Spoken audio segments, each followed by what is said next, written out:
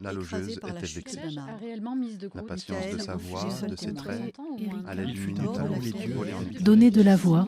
Charles faillit gémir tout haut. Les éditions du Typhon. Vraiment qu'il explique.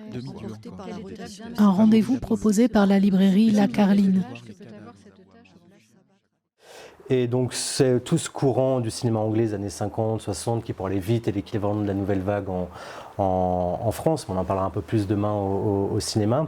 De nombreux, c'était des jeunes gens qui ont réalisé leur premier film autour d'une revue, donc assez semblable aussi à ce qui se passait en France avec la nouvelle vague et les cahiers du cinéma. Et ces cinéastes anglais ont puisé dans un mouvement littéraire de la même époque, avec les mêmes préoccupations qui s'appelaient les Angry Young Men, les jeunes gens en colère.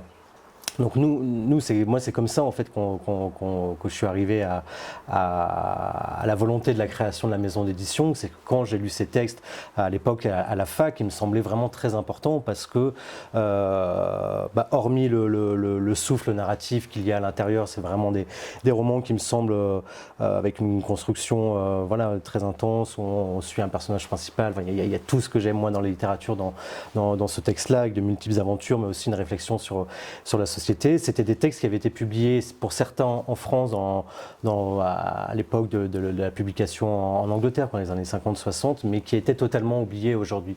Alors que ces textes me semblent aujourd'hui être des parfaits compagnons de route à nous, lecteurs du XXIe siècle. Parce que ce qu'on aime justement à les puiser dans la littérature du passé pour les amener aujourd'hui, c'est ce jeu de miroir en fait, c'est ce jeu de résonance en se disant tiens, on lit des textes comme ça les années 50-60 et pourtant ils nous parlent toujours autant. Et c'est, je pense, la grande force de la littérature, mais aussi de l'art en général, du cinéma, de la musique, c'est qu'on peut lire, regarder des films, écouter de la musique des années 50-60 et ressentir des choses qui nous prouvent en fait que la littérature n'a pas de date de péremption et qu'elle est vivante peu importe les années.